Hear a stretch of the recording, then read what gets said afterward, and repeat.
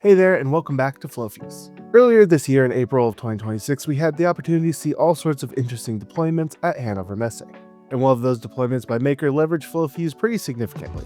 So I thought it'd be cool to show you exactly how they use FlowFuse and what their deployment looked like at Hannover Messe. So with that in mind, let's dive right in.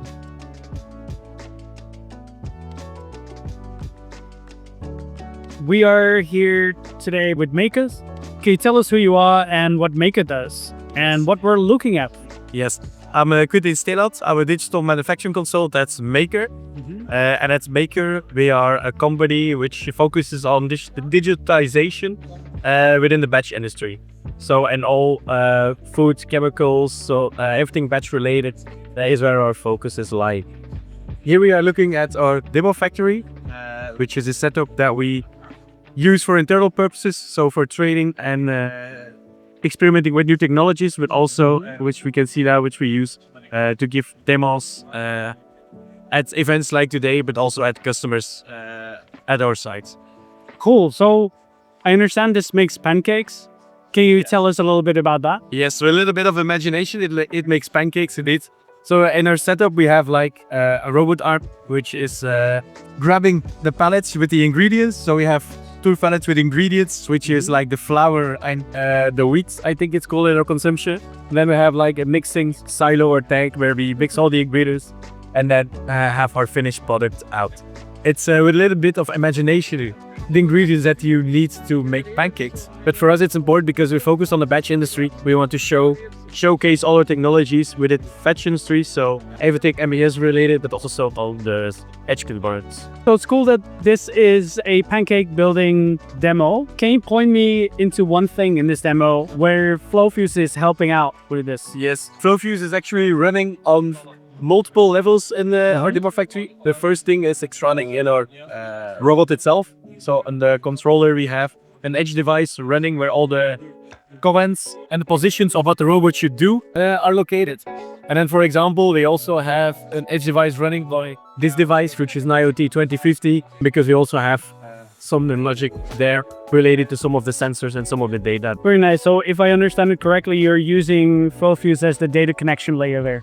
Yes, so we use it in multiple layers. So indeed, of this device, we have the collection of multiple data sources, which we then, by using FlowFuse, translate to an MQTT topic structure, and then we push to an MQTT broker. This is then fully an operational way of executing commands based on the Python server. So we have the two layers, so we need to have data collection, but we also have the execution layer. If someone's watching this, I wanted to build something like this for their own factory, what would be the first step? The first step will be to get a good overview of which data is available, which protocols are available, and what you want to contextualize with that data. Because everyone can collect data, we need to have a use case for an example, what we want to visualize, start from there, and then see if we can collect the data, how we should structure it, and then how we can push it to a dashboard or into an MES or any other system that have. So before we get deeper into what is running here and how it's all exactly working, what problem does a setup like this actually solve for real manufacturers? By having FlowQt on edge, it already gives us the ability to be as close to the source of the data as possible. So right now we can eliminate any aggregations or any miscalculations of any data. So we are close to the source. And also it allows us to have multiple different protocols, which can all collect in FlowFuse. And then, translate to an MQTT or another standard in which we like. So the solution gives us, it gives us two solutions basically. Can you walk us through what's happening here in the demo a little bit more, and we'll zoom in on what is happening where? I will start with this screen. This is also an FlowFuse instance running where we have dashboard 2.0. It's just to mimic a visualize an HMI screen. So it's very basic screen where we have the order information, start, stop button, and then some more details about bill of material. This is our MES layer which we have. Here we have all the orders. As soon as the order is started, it's sent to the HMI where then the operator can really start the order. This is what's already been doing now, so the order is already running. And then you can see also in our MES layer all the confirmations that are coming in. So this is the front net, So we have like a confirmation of materials that are finished, but also consumptions that are being done. And all the information that is shipped here in the ABS layer was also captured by all the devices. So all the devices, which I mentioned before, some of them are linked, for example, to this IoT 2050, which has also a FlowFuse instance running it, which captures the data, sends it to an MQTT broker, where then the ABS system picks it up again. So I have a little bit of everything here running, because it's also we want to have a representation of what it's like on the shop floor. Yeah. A lot of our customers have older legacy PLCs or edge devices, but also some newer. So that's what we also try to mimic here. So we want to have like a mix of edge devices. For example, we have some Loxa edge devices, but also some Siemens. For an example, the read terminal is the name we give for our HMI. Yeah. We have our IoT 2050, which is this device. We have the silo, which is then something that's running here. So all the edge devices here have one dedicated instance in FlowFuse. We can then follow up all the activities or all the flows that are happening. So, and then you can see we have separate flows on that. For example, the end-on light, showing if the robot is running or not, or is there metal detected or not, is something that we also connect to this machine. Here I have the instance open of our device here, the IoT 2050.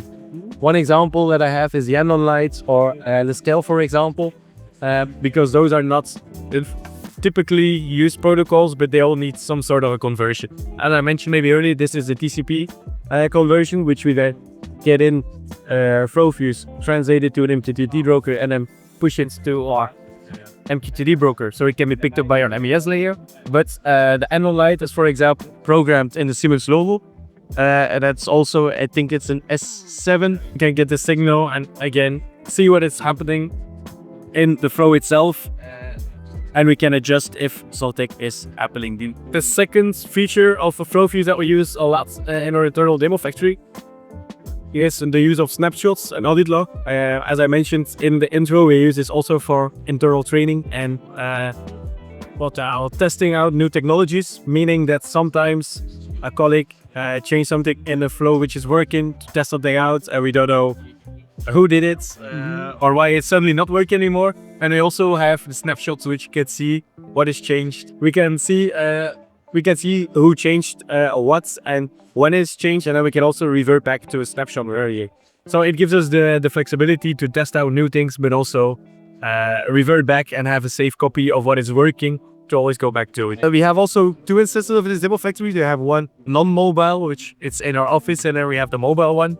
We use it a lot because we work on one, then we have a working version, we export it, and then we push it to the application of the other one. So the whole pipeline and the version control is something that we use a lot to sync our boats. Now I have the flow open, which is our the robot engine, which is running on the robot itself. So underlying we have Python script, because that's the protocol that's used by the robot itself. But we have an extra layer in the FlowFuse itself, so in the front end, where it can change some things. For example, the position of the arm, the speed it has to go, the height, the width. So everything running from that robot is also something that we can manage in FlowFuse in the whole execution. We also use environment variables. So our robot is running, or the engine is running, as I mentioned, at FlowFuse. Currently we're only using flow context and the global context to save some of the variables. For example, if we scan a patch in here, you will see, for example, the order number is filling, the pallet mapper, which we see, this is like the label which we have, and then which container is running. What about the big screen there? That's the HMI. Yes. Can you talk a little bit about what the operator sees and how he built it? It's a basic representation of what an HMI for an operator typically looks like. So what the operator sees is like which order he has to produce and in which operation step he is currently working. If his order is active or not, in this case, then he can see the components, so the items on the bill of material, and some more details about the equipment that he's running up. And then he has a basic start or stop knob, which can start or stop the equipment, which is the robot. Then we also have like the acknowledge button, because it's a good example now. You can see we have in our MES system, there's a scrap registered because there's a metal detection. Yeah, you can also see the endo, which is orange. And then the operator knows I have to acknowledge this. Basically, I know there's a scrap. He has to give a reason in the MES system. Then it can also be urgent. You need this HMI and that.